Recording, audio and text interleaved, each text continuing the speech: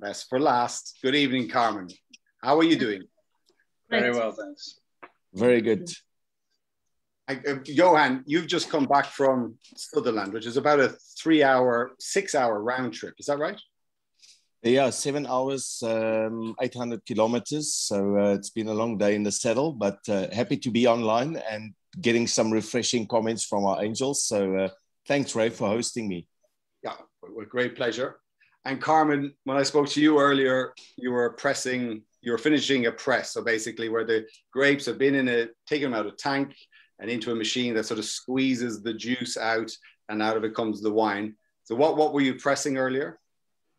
I was pressing Merlot, the first Merlot that came in. I did that today. I did some barrel work today, and I also took in my last grapes for the season. Ooh, which grapes? Petit Verdot. Ooh, very nice. Looking good. Absolutely, it's a different vintage. We've done this for 25 years, Prove. 25 vintages, and this is the first one that I can say that everything is late. Everything has matured or come to ripeness much later. We see beautiful acidities on our wines. I see amazing color. The white wines are fresh, in your face, beautiful, good tannin structures, ripe. Really, it's a good harvest. Super. Well, at least we'll take that. We deserve it. No, that's great. And Bruver, have you just emerged from the bath or the sauna? How are you, mate? How was your day? No, very well. I'm actually, my son is leaving tomorrow to go and play cricket in Middlesex. He got a contract there. So we're having a farewell party for him outside here. That's why I was sort of right on the 99, and we just finished the speeches. So I popped up, but no, we pretty much finished with harvest, and everything is in. So we're just doing a bit of racking and taking things to barrel and just wrapping up everything in the cellar. Awesome. Well, never a dull moment for you, Robert. Well, thank you for taking the time, all three of you, and everyone who's tuning in. Thank you very much. It's a fantastic response already. Those of you who want to hear about what's happening in South Africa, or has been happening as well, and I want to contribute by getting involved with the marketplace deal, which we'll be putting live somewhere around 20-30 minutes from now. I mean, I just want to give a bit of context to how we got to this situation. Basically is we learned, well, since March last year, where the UK went into lockdown and the world slowly went into lockdown, we're hearing from people around the world. I remember speaking to Rod Eastope in New Zealand and Nina in Australia, and it was just quite bizarre, and Stefano in Italy. It was just quite bizarre to hear that. I knew what I was going through and what we were going through was bizarre, but to hear it from a Kiwi, an Aussie, an Italian, you're like, wow, this is bigger. But we're not going to weigh too heavy on that this evening. The main point was, in the UK, it's been devastating for many economies, smaller economies, hairdressers and sports areas and so on. And at the same time, the government, whichever way they reacted, in some way we can benefit from a furlough scheme. Some, those who are self-employed, not so much, or to a lower extent. But in South Africa, that is not the case at all. And there are many countries around the world which, of course, have been hit economically by this drastically. But for the world that we live in, I mean, myself, Naked Wines, Carmen, Johan, and Bruver, and all of you who enjoy the wines and Naked Wines, amongst other things, but you do enjoy the wines and Naked Wines, I hope. There was this overlaying double punch, double blow, was that, yes, we're in lockdown, but there was an alcohol ban, a ban on the sales of alcohol in South Africa, which it really devastated a country that is so beautiful and that does rely greatly on tourism. So tourism was hit all over the world. But the impact or the influence of tourism on the wine consumption in South Africa is massive. And then, of course, just for everyone, you three guys, just having a glass of wine at the end of the day. I mean, in the UK, there's homeschooling. And I think many a glass of wine has been consumed after a day of algebra, etc., etc. So, but it is really on a greater level, it has been devastating right down the line. We are part of a chain, and I and the team at Naked, we really know it. So it sort of shocked us, it wobbled us, and it upset us a bit. From an empathetic way, also from a bigger view way, a sustainable way. We went, okay, this has come out of the blue, but what's it going to do in 1 or 2 or 3 years' time? And when you think about it, Angels, a lot of you really love the wines of Arabella. One of our best-selling wines in the whole company comes from South Africa, Arabella, and of course the 3 winemakers that are here. But we cannot even imagine anything happening to that reliability. We take it for granted, and it's understandable. We take most things for granted. But what we said is we have got to prop up to the extent that we can, and we can't save a huge industry, but we have to play a part, and we have a position of power, a privilege, I would say, rather. And so we felt, okay, we have to engage. So we called the guys together, our South African winemakers, and we had a virtual round table discussion. And at that time, everyone's sick of seeing everyone's faces on Zoom, but there was a lot of talk, there was a lot of emotion. And I asked the guys, and I will go around it again, and I'll share, and the guys will share with you this evening how we can help, or what is the lay of the land, what is the situation in South Africa. And it was shocking and upsetting, but it was more about, right, well, we just need to crack on with it. And as I sent out in an email earlier, the response was just buy the wine. And that sounds quite simple, but at the time there was 650 million hectoliters of wine in tank. There's just an enormous amount of wine in tank, and they were going into harvest to pick. And so there was no room in the tank to bring in the new grapes. So it just totally upset the whole apple cart. So anyway, what we've done is, and I'm going to hand over to the winemakers to tell us a bit about, the situation from each of their point. But what we were able to do was the winemakers sent up samples to me. I tasted a lot of samples, and there was one question earlier. You'll be able to see the wines that are in the case later. There isn't a Chenin Blanc, and there isn't a Pinotage. Two of the flagship grapes of South Africa, which might be a bit peculiar. But what our winemakers did was they reached out to everyone in their supply chain, people who grow grapes where they use the same vineyard, people where they've been doing their custom crush, which means where you rent a winery space to make wine.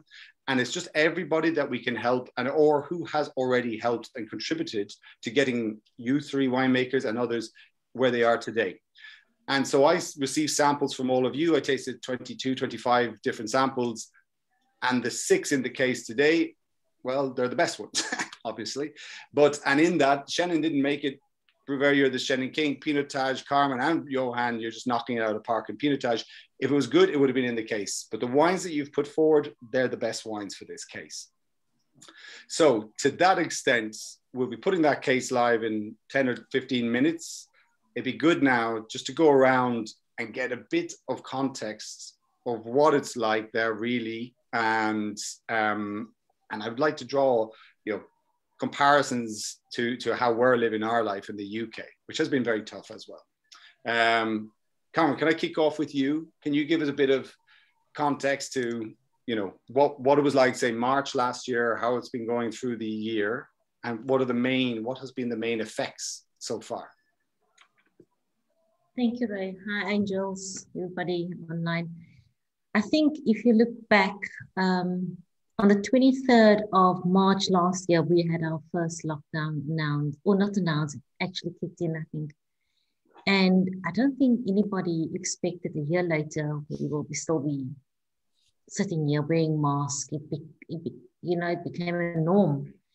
But the effect that it had on the wine industry and the people in the value chain of the wine industry, I don't think anybody a year back thought how big that impact would be. We are seeing huge job losses through the whole value chain. We are seeing there is talks of possibly 80 wineries might close because they just cannot make it through this. You know, there was 3 alcohol bans, and it just became worse and worse. No tourism, and a lot of these wineries are dependent on tourists coming in, direct sales to the public. That just didn't happen. And together, so we have the alcohol ban, we have the job losses of almost 27,000 people. We have, yeah. When I say 27,000 people, we're talking mainly about farm workers. It's not the full value chain. As a matter of fact, Ray, I had the people that helped me with HR came in yesterday because we just had a little chat. And in the past 3 months, they have retrenched over 500 people in the wine industry alone. And that's not farm workers, that's higher up. So we have the possible 80 wineries going, you know, bust. They're talking about 350 primary grape growers. That's farms that might go out of business over the next 18 months. So it is huge, the amount of wines that's sitting in the cellar. And what makes that worse is the fact that the new harvest, we're busy harvesting. There's almost no space in the cellars to take in the new harvest.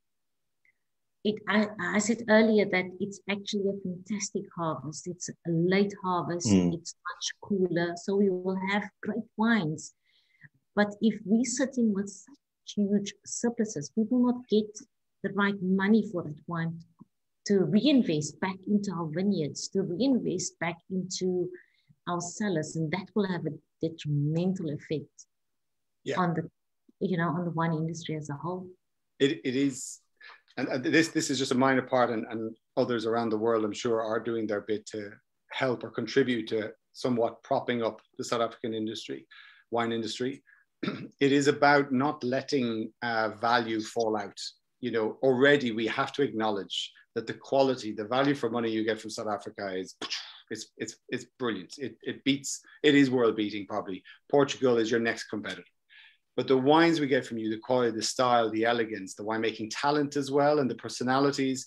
And at the moment, what we can't let happen is, well, anything to be pulled from underneath you, because we love it. And I want to be drinking your wine and tasting and blending and buying your wine for the next 3, 5, 20 years. So that's why we're looking at why we want to contribute. So Carmen, it's Tuesday night here, and it's been the first sunny day. It's been a beautiful sunny day, most of the country, I imagine. And everyone needs a drink. So to lighten it somewhat, and before we go on to Johan, can you tell us the wine that you have put forward for this case, please? And give us a taste, paint a picture of what it tastes like, where people cannot live without this wine, please. Okay. Can I just say something, that the wine that I put forward is not one that I made. It's a wine, I buy grapes from this specific winery. And for that reason, I reached out to them and said, guys, how can I help you? How can we, you know, help possibly our wine industry?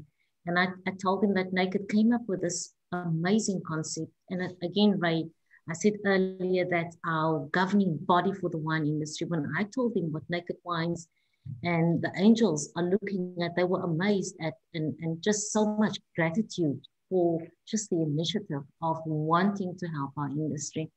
So the one I have is a cab, beautiful, bright cab. It's from Stellenbosch. It's Stellenbosch origin.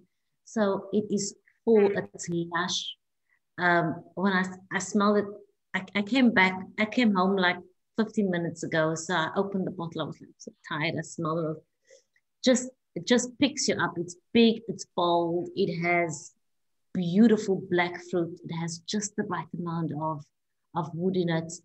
And the palate is just this burst of beautiful Stellenbosch fruit. So you cannot go wrong with enjoying this. This it should be in the case. So I urge the Angels to please buy the case. You're going to get amazing wines from South Africa. Yeah, good. No, you do have amazing wines in South Africa. Thanks, Carmen. Johan, how's it brewing? You must be exhausted, but if we can just keep you up for another 45 minutes or so. And I'm there. what did you tell us about the wine that you have in the case? And then You can stay up quite late, eh? I stay up so late. I get up 4 o'clock in the morning and I sleep 7 o'clock at night. That's how late I stay up. Ray, I think I confirm in a sense what Carmen has said. In a similar way, you know, supporting wine grape producers who we get our quality grapes from, which is funded by the Angels. In this instance of our Cab Sauvignon Merlot, in this case, it's a strong supply of various elements of our elements over the past few years in terms of grapes. But this producer is also very dependent on cellar door sales, which hasn't happened for a year, you know, and they were about to lay off people from the tasting room and the winery and the vineyards. And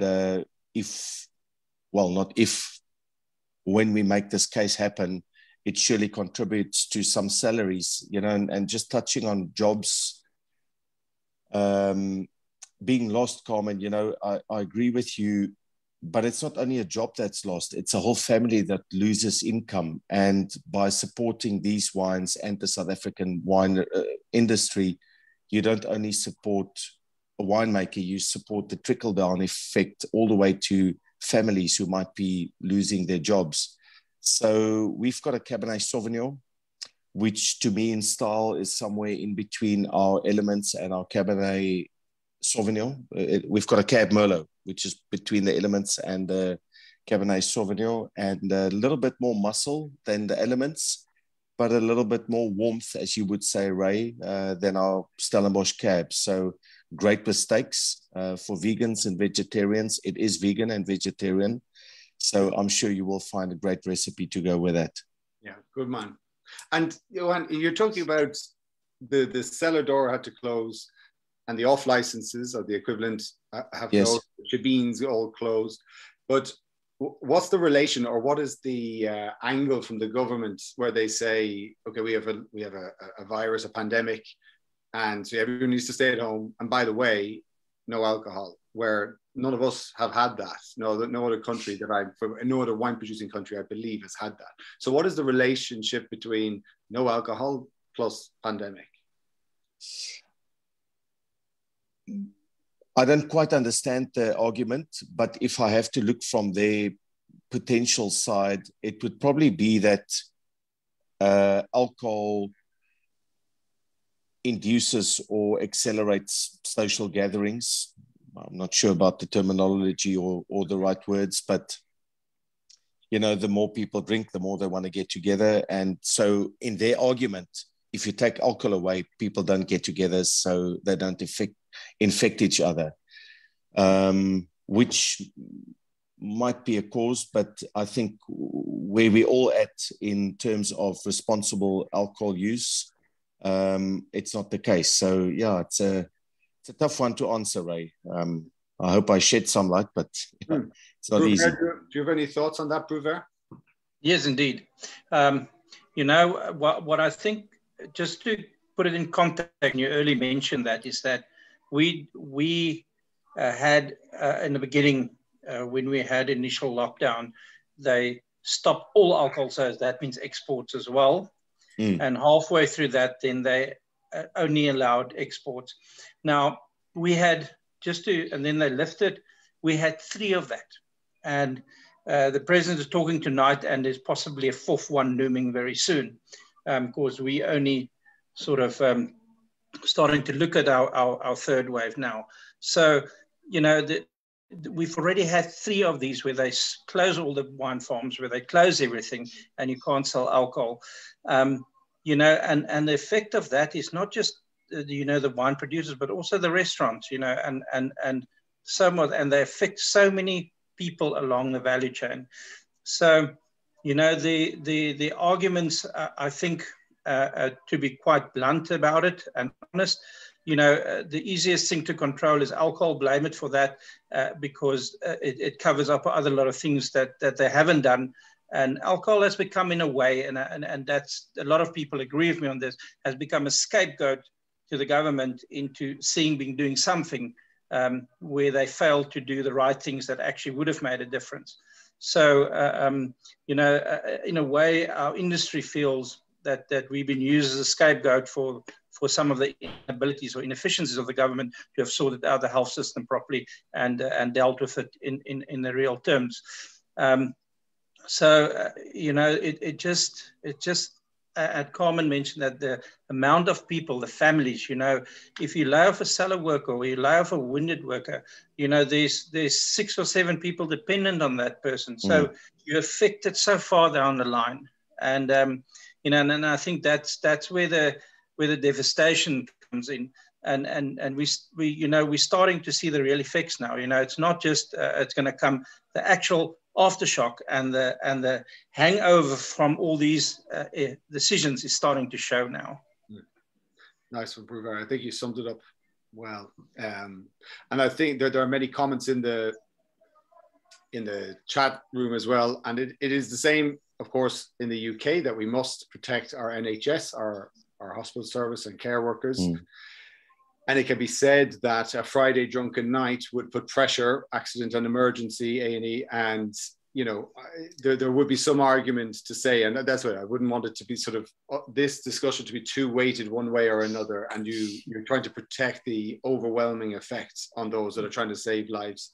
And as you said then, Bruver, perhaps alcohol has been used as a scapegoat for that. But further down the line, you're going to have loss of income and livelihoods and an industry. And really, I think on the bigger picture, the South African wine industry is never to be taken for granted by the South African government. The tourism, the exports, the glass manufacturer, the labourers, the labellers and the labour and the livelihoods, the farm workers, all that sort of homesteads, it is a part of South African life, from what I understood from afar. Basically, we will continue. We've worked all together for a good long time. What I would encourage Naked Wines Angels to do is to, get involved this evening, and the case is just about to go live.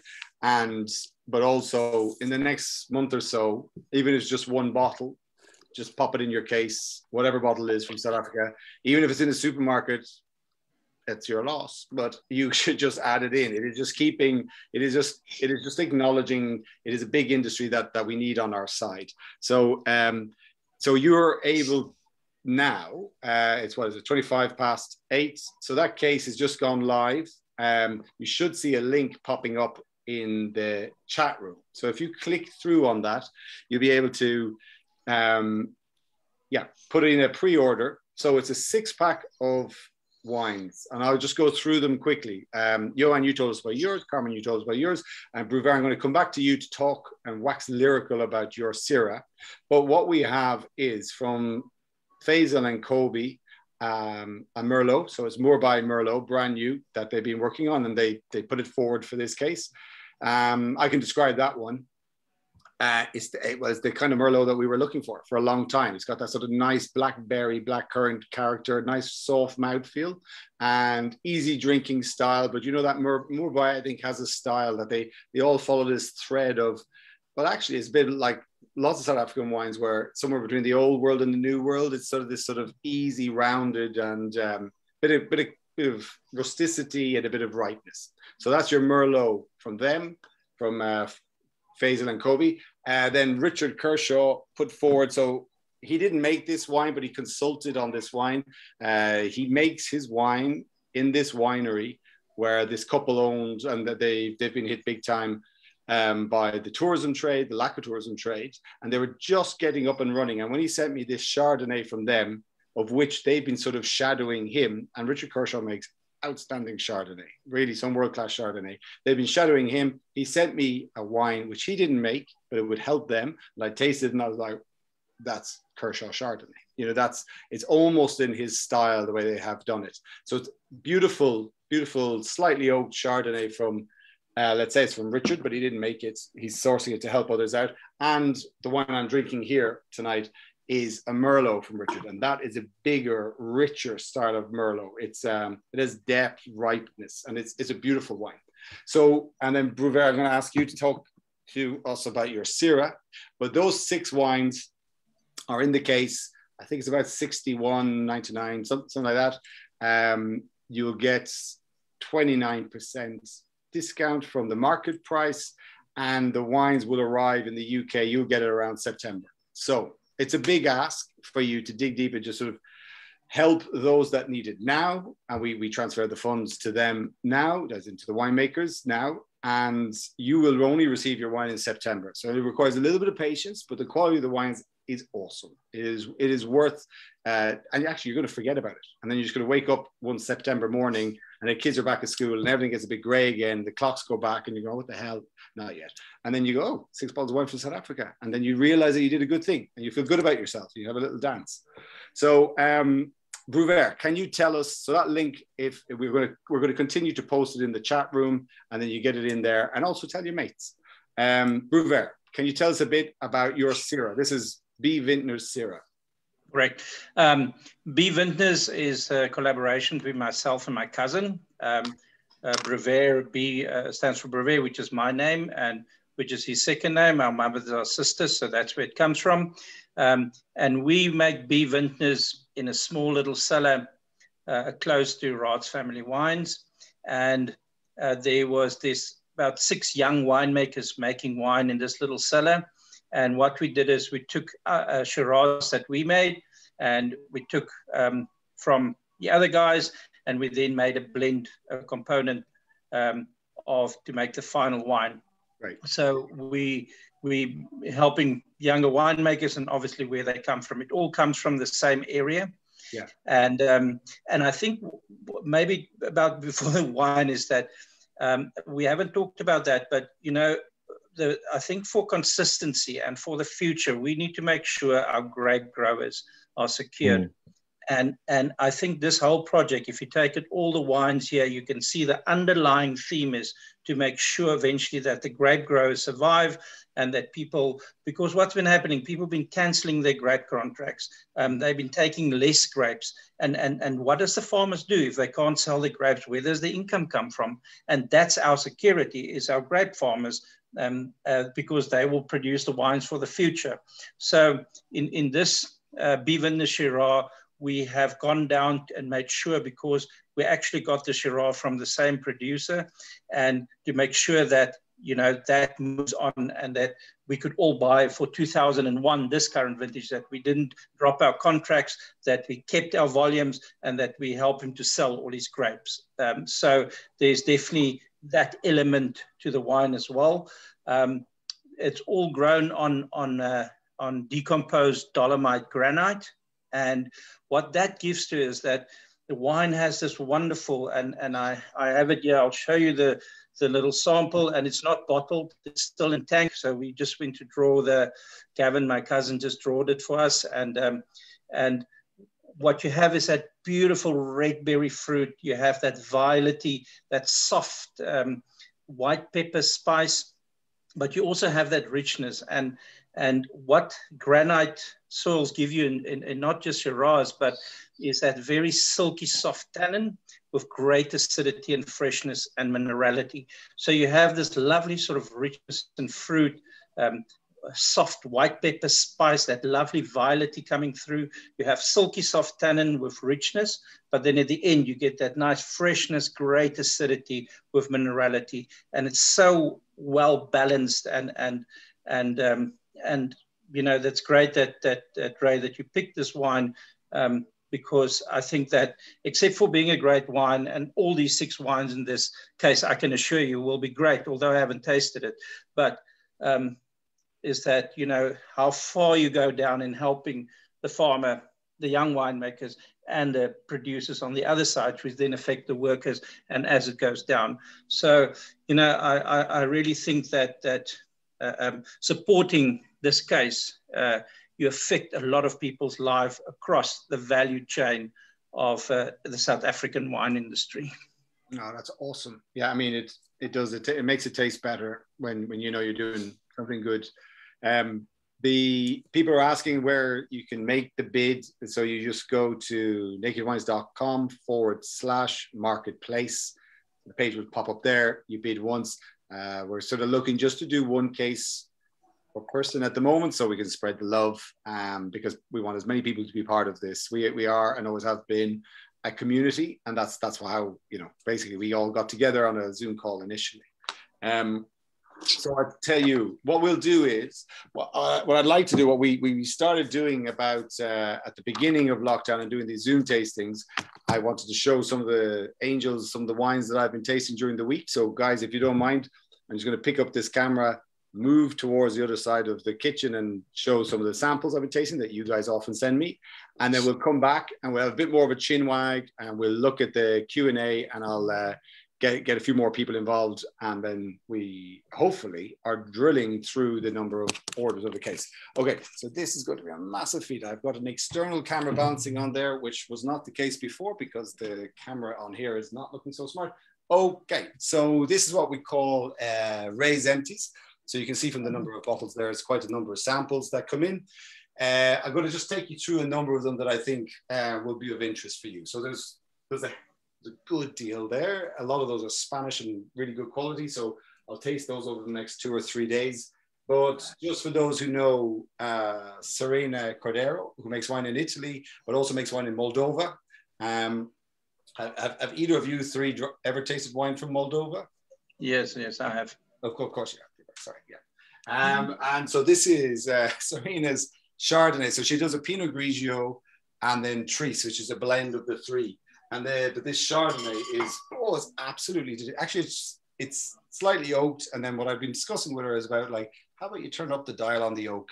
And so this was sort of a sampling set looking at those. And in the end, the original was the best. So sometimes you can sort of play around too much, but you come back to it's like, nope, that was just good, as you were. So we're going to sort of see what we might do with that wine. Then some new SKUs. So just as you can see from that sample, it's not labeled. This is how a winemaker might send it to me from the tank. And I taste it and feedback. But once it's approved, once it's been bottled, they send it to us and then we taste it. And then before it goes live, before anything leaves the warehouse and goes out to your customers, we do one last quality check just to make sure nothing happened in shipping or something, anything. So we do before we release. So this is Stefano de Blasi Pinot Grigio Blush, and it's looking delicious. And on a day like today, it was perfect to taste. Then you have, I'm sure there's Mauricio Lorca, the other big dude in the room, is from Argentina. This is his Vista Flores Malbec, and it was looking outstanding. He sort of done a step up in terms of concentration, ripeness, purity of fruit. So that you still get some oak spice, but it is, plum, pomegranate. It's just, beautiful sweet fruit in there. And then a new wine from Clos Saint Louis, a Burgundy, a Pinot Noir. Johan, this is one for you, pal. So it's Gevrey Chambertin Étoilé. 2018. So it's actually quite a young, relatively speaking, a young Burgundy. This is towards the sort of higher end of the wine that we sell. And it's just, it sort of contributes continuously to us continuously sort of improving in widening the range that we have and, deepening the range. So for variety that everyone has. So that'll go live in the next few days. Really good quality Gevrey Chambertin. Now, lastly, and all three of you, I guess, know this guy, but Arco Larman. Johan, you're a good mate. Yes. I'm sure the industry, you guys know him, but you put us in touch with him for the last COVID rescue case. Arco had a very tough deal in terms of setting up his business, then had cancer, was just getting through that, and then COVID hit, and his business and export was decimated. He got in touch and we were able to support him. The wines are absolutely beautiful. His Sanso is incredible, and his Chardonnay and so. And then I've been talking to him for the past, since January. And he says he wants to make a Pinot Grigio. And he had to talk me through that Pinot Grigio from South Africa. And I was open to it. And kudos to him. I've just tasted it tonight. And it's absolutely fantastic. So it's in this sort of same style and character as Veneto, like from Northern Italy, but it just has a little bit more depth, but it's really fresh. really refreshing and full of flavor. So this will be, well, it just looks like a label on a bottle. However, he sent me 2 bottles, and one is a lighter weight glass. And I think we'll be going with the lighter weight glass because sustainability and what we can do, these choices that we have, these privileges that we have to make these decisions are very important. So what I would love to get from everyone who's watching is a bit of buy-in. Do we take a leap of faith to buy South African Pinot Grigio, where, you know, it's very well known from Italy? Gerd does one in Germany, Gerd Stepp in Germany. So soon you're going to see pop up on your screen, hopefully a poll, and it'd be great to get your inputs. And if it's a winner, then, you know, you'll see it here, hopefully in, let me say, August, just while the sun is still hanging about. I think we can vote as well. Carmen, do you want to vote? Is it going to be Arco Lawrence Pinot Grigio? Is it a Pinot Grigio? I've already voted. Okay. My vote's in. Don't be so pessimistic now. Come on, please be positive. I'm going to vote as well because I really like it, because I'm the only one who's tasted it. And trust me, I tasted a lot. I just a lot of Pinot Grigio. This is very, very, very good, honestly. Bon. So we're just going to wait for that result to come back, and then we'll get a steer. But yes, there's lots of new wines. There's been a bit of a slowdown on the shelves, earlier in the year. Now the wines are starting to come through again. I think you saw what happened in the Suez Canal. Not related, but it's a good scapegoat again. But so the shelves will start to fill up. Really fresh wines, and there's cases going out for Easter as well. So in the meantime, I'm going to have a quick look at the Q&A, and I'm going to throw these around. So the first question, oh gosh, who do I give this to? Oh, here we go. Pinot Grigio, we're on 93%. There we go. Arco. Awesome. Johan, will you do me the favor of letting Arco know just as you get off his... I will. I'm already putting it in my mind for after this, so thanks. I will. Nice one. I can just vouch for... I can vouch for Arco as well. He's a very good winemaker. He's a good guy, and he definitely needs some support. So you can't go wrong in supporting this guy. 100%. Yeah, no, he is. Everything he samples is absolutely delicious. It's very drinkable. I was tasting, and just to let everyone know, I don't drink the wines. I sniff them, and then I put them in my mouth, and then I spit them out, and I write a note like we all do in the wine industry.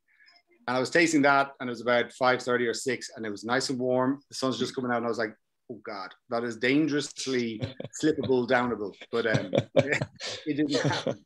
But it's a really, really good one. Cool. Well, it's awesome. Great to have such resounding sort of support for it. So hopefully we'll get in touch with Arco and we'll get that in. So everyone, thank you very much. Thank you for already starting to kick off the bids on this case, and we'll keep it open for a number of days, but we really just want to get the funds down there as quickly as possible. There's lots of Q&A questions coming in on this channel, so I'm going to ask them. I'm going to throw them around here and there. But the first question, do I have a coin? No, cash is almost dead, but do you recommend any of the wines featured tonight to have with a Bry?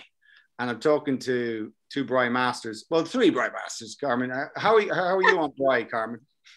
My daughter's better, but yeah, it's part of the household. So on the bryometer, where does your Cabernet sit on the bryometer?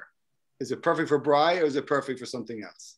Bry is a barbecue in South Africa, just for everyone. I think it's perfect for Bry, but it's big and it's bold and it's bright. It's sunshine in the glass. You can have it with anything. I think that's a 10. Okay. Johan, on the bryometer.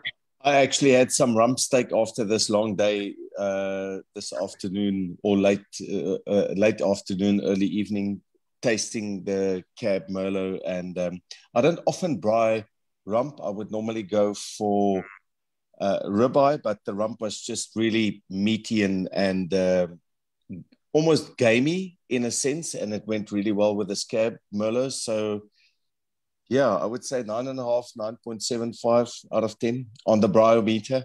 Yeah, he's pedantic. Yeah, I like it's great you have this attention to detail. And Bruvert, you mentioned about this little spicy note, peppery, white pepper note character of your Syrah. Is it for braai? To braai or not to braai? For sure.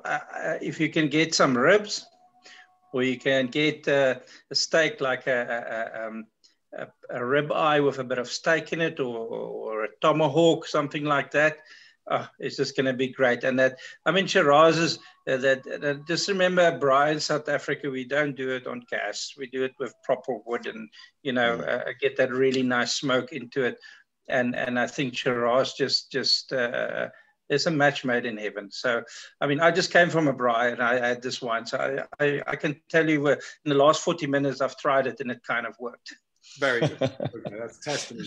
And do either of you, do any of you speak non-meat language? Do any of you speak vegetarianism? It's lovely on its time.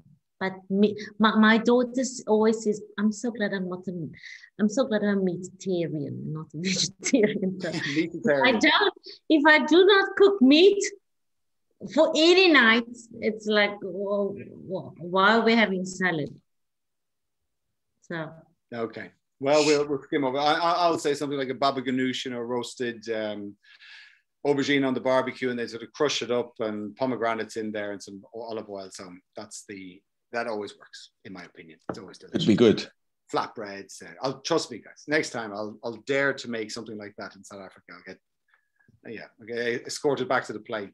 So there's a question here, Carmen. It's a question for Carmen. When we visited South Africa last year, we wanted to visit your charity operation to help you for a day, but couldn't make contact. We are visiting again September 2022, hopefully, and would like to spend a day helping with the children if possible. How would we go about that, please? By the way, drinking a nice glass of Arabella Shiraz tonight, not your wine, Carmen, something else. Can people make contact and help in your charity? Yes and no, Ray. It depends. I don't want to give away too much, but we are now focusing on community kitchens, and in community kitchens, it is less. It's in the community, so I wouldn't easily take somebody in the community kitchen. If it was at the school, it's a different case, because then I have more control. In a community kitchen, I don't have the control. Yeah. But you are more than welcome to make contact directly with me or through Naked. Reach me. Okay. Because Ray, you've been to one of our schools before, and I just feel it's better controlled than. Don't want to use the word safer, but it is safer to go to the school. You're in a more secure environment than to go into community kitchens. Yeah, and it was an incredible experience. Eamon and I went along with you, and very happy children. But actually, to that point, we're going to be speaking with you, Carmen, next Thursday week, the 8th of April, I believe. So your Carmen's Kids campaign will be activated live again. And just as a teaser, Carmen started a charity, a foundation a number of years ago, and we raised, last year, I think we raised over £250,000, and it is just an incredible support for a feeding program for children and those in need that you started many years ago. And it's mind-boggling how great it's grown, and it's about giving up £3, giving up your lunch for one day. And Carmen, I'm going too far. Pull me back. What do you want to say? Go for it. I want to say that, again, during this COVID time, how much that program, that funds, has assisted us in providing for children and others. You must have a look next week when we go live, because I think it's gonna. When I did the sums, I was like, oh my God, we were so busy getting food to people and children that we didn't keep count. And when we made the tally, it was shocking, the amount of food that we did put out. So please join, because that has had such a huge positive impact on this pandemic that happened, especially in the wine industry. We made a huge contribution to many people, No, fair play, Carmen. I mean, that was inspired by you many years ago, and none of us foresaw what was happening now. And it was just pivotal to what's happening. So good on you. And we'll catch up, you and I, on that Thursday week. And so you can look out for comms on that.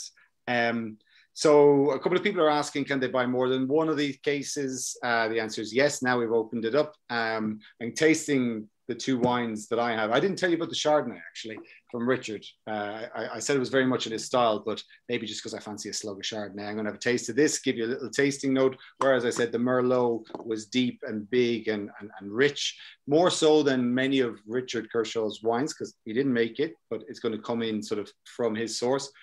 This Chardonnay has the same sort of linearity and freshness and preciseness. And he shared his notes, tasting notes, and then I did my tasting notes, and we sort of overlapped in words like tangerine and mandarin. And, you know, we're allowed to use Ponzi tasting words, aren't we? Sometimes, you know, because how do we, you know, we just want to identify with one another, but we're on the same page, and it's just pristineness. So yes, there are 5 reds and 1 white. And this isn't a typical, even in the COVID rescue fund, which we did last year, we were able to sort of, well, we had tons of samples to taste, Eamon and I, and we were able to sort of build something that sort of looked more like a formed case. In this instance, it was more about, this just needs to happen. Send us samples. You guys said, just buy the wine. I said, okay, just send me the wine. I tasted it, and I only selected the wines that were the best. If we ended up with 5 wines, it would have been 2 of one and 4 of the other. And so that's why there's only 1 white wine in there, but it's a very, very good white wine. And that's why there's 5 reds, but they're all good. So we're going to take a couple of more questions. Johan, do you want to just add, as I go through some of the questions in here, what you reckon the next, I don't know, 3 months or 6 months look like, and in terms of, you know, the stability and the promise? Are you really on the back foot, or is there now a bit of light? As you said, the president spoke tonight, and wasn't as bad as you thought it might be. Yeah, I'm sensing a bit of light. I'm always the optimist. So I do feel that things will open up slowly and surely. You know, we've seen the dark days, but, you know, you can't keep the economy closed forever. And I think the president and his team has realized this. So slowly but surely there should be a positive turn, more and more so as the months go by. Yeah. Ruva, I think, did you miss the speech? But you're not the greatest advocate for him by the sounds of it. But, you know, how do you see things going? You know, to be quite honest, we actually don't know, because you know, it can go any way, and sometimes, you know, the logic in it is not there, and you know, some decisions are not all bad, but you know, I hope that they've realized that, you know, that there's so much damage caused already that you can only go that far, you know, and then things start collapsing. And I'm not talking just about the wine industry. I'm looking at the South African economy as a whole. You know, at some point in time, they must realize, I think there should be, we must just remember we still live in Africa, and we still face a lot of different challenges that not faced in Europe. And, you know, is that the after effects of that, what is the effect of that going to be? Is that going to be far more worse, you know, than what decisions we take now? So I don't know. I hope they, you know, that there's some sense to it. But you're right. I'm not that positive in the way I think they're going to roll it out in the future. On the background of that, you know, our 3rd wave haven't started yet. It's still sort of something they're talking about coming, and you know, and we've seen now from the other 3 is at the moment there's pressure.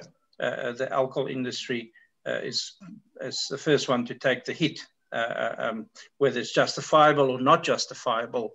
The impact on it can't be taken away. And what you reckon, and this is for all 3 of you, I mean, what outside of this case, what do you reckon people can do, or are we really at such arm's length that it's limited? I mean, the UK help. You know, they love South Africa, they love your wines, they love you guys. Ray, I think that you know, export has been our hope. You know, because they haven't for the last, only the first one. Part of it, they banned export. So export have definitely been our beacon of light. So, and I think that's why we all appreciate so much the effort that Naked Wines and doing this case together, because that's export, and you know, we can still do that. And you know, they haven't locked that down in the last two bans. So you know, if you have the opportunity to export, there's definitely that's your lifeline at the moment. But local sales are very unreliable, and as we've seen, they can be taken away at any moment. So you know, that's sort of our lifeline. Yeah. And Carmen, anything to add on that? I think conscious buying, consciously asking for South African wine, whether you're in a restaurant or in a shop, like we said earlier. You know, consciously ask for and drink South African wine will help this industry tremendously, because we need people to say, I want South African wine. Yeah. Johan, lots of hums and haws and grunts now. Tell us. I agree. If it's preferably naked, and hopefully one of this 6 wines from this case or the whole case. But as long as you support South Africa, you're definitely making a change in not only people's lives, but also those of their families, you know. So thank you very much for doing that so far, and please keep going at it. We thank you for that. Yeah, well, nice one. So there's a couple of questions just coming in about breathing and when the wines will be ready. I can speak to the 3 that I'm responsible for here, and then if you guys just quickly go through in terms of when the wine will be ready to pop. So the wine will arrive in about September, and then is it instantly ready for drinking, and how you might decant it, and so on. Colby and Faisal's, so the Moorby Merlot, that will be ready for drinking as it arrives, and yeah, pop it 20 or 30 minutes beforehand, and it's smooth. That's more of a Tuesday night easy drinker. But actually, I think that wine will become a feature. I think that'll become a regular on here. Then the wine that Richard has provided, the Merlot, it's quite big. So I would definitely decant that Merlot. It sort of has a lot of power, and it's good with, let's say, roast lamb, roast beef, or what I just had a vegetarian Rogan Josh curry, and that's what I had a glass of that. Sounds good. Yeah, flying the flag for the vegetarians, but I also like meat. And so that looks good. It's ready to go. And then his Chardonnay, it's they're all, from my recollection, they're all pretty much ready to go as they arrive. But his Chardonnay, and really important point with Chardonnay, I don't know if you find the same, Johan, but I'd take it out of the fridge 30 minutes beforehand. Yeah. Like some wines you drink nice and fresh, Pinot Grigio or Sauvignon Blanc, and certainly sparkling wine, nice, cool, really cold from the fridge. But Chardonnay, it just needs to chill the hell out as it opens up, and it sort of loosens all the edges, and then it sort of gives sort of more voluminous and round, and Richard's wine is like that. So absolutely. Carmen, what about your wine? Is it ready to go? Should people age it? Can it age? It definitely can age. It has a structure. It has the right components to age. It has the right acidity, nice extract, good tannin structure. But it's also made in such a supple way that I think 30 minutes after opening or decanting, it will be beautiful. I think that is the style that's made in it's very complementary to be drunk early or at an early age, or to keep. It has all the components. Super. I can't wait to taste it again, actually, now you're talking about it. And what about you, Johan? Your wine, where would you say? Is it ready to drink now? Can age a bit? I sound like a broken record, but I always say get a big glass, have the first part while cooking and the second part with your meal. Is that the whole bottle or the glass? The whole bottle. Yeah. First half of the bottle while cooking, and the second half, of course, with company, Ray. Yes, drink responsibly. And Bruver, what about yours? How will yours evolve? Because yours, you're talking about a mineral character, sort of peppery character, is a bit more restrained. Is yours maybe more the sort of sleeping giant, no pun intended, but is that thing going to come out and express itself more in a couple of years? Ray, I'm drinking it here, and I'm surprised, when I opened it up when we started, and where it is now. It definitely have a very gentle softness. It's definitely got a Shiraz. I think it actually going to do quite well, and especially with barbecue, where you sometimes want that little bit of, especially with meat, you don't want it too soft because then the meat can easily override the wine. So I think, if you're going to have a braai, open it up, maybe a half an hour, decant it, and there's enough softness in the wine to actually be drunk like that. And you don't need to do the barbecue or braai, but I mean, like you say, taking consideration the spiciness, like a nice little curry, anything with a little spice in, I think Shiraz in general does very well with that, and you get that nice matchup. Awesome. Lovely, lovely. Well, folks, if you haven't already got involved, you still can. It's nakedwines.com/marketplace. And thank you guys, Carmen and Johan and Bruver. It was good to see you a month ago. It was good that you were able to share with us, because we were anxious, to say the least, about what was happening. And you painted a picture, and it enabled us to sort of jump into action to the extent that we can. It's only a small part, and then the angels play their part as well. But onwards, we just keep moving. These wines will arrive in September, and then of course there's the main show, all of your new vintages, which should be coming along later in the year as well. But thank you very much for showing up and telling us how we can help, and we really wish you all the very best. I think a lot of the chat on here is just that you have such great fans in the UK, and you have since we make it started. So good luck, guys. See you. Well, hope to see you on tour. Ray, before you go, yes. I just want to say thank you for hosting us tonight. You've always been a great host, and I can tell you from all three of us, we appreciate what you and Naked Wines have done for us. And to all the angels and all the people that made the time and effort to sit and listen to us tonight, we really appreciate it from the bottom of our hearts. Thank you very much. Thank you, angels. Thanks, guys. Lekker. We really appreciate that. Cool. Nice one, guys. It's been lovely. Great to see you. Take care. Bye-bye. Ciao. Bye. Bye.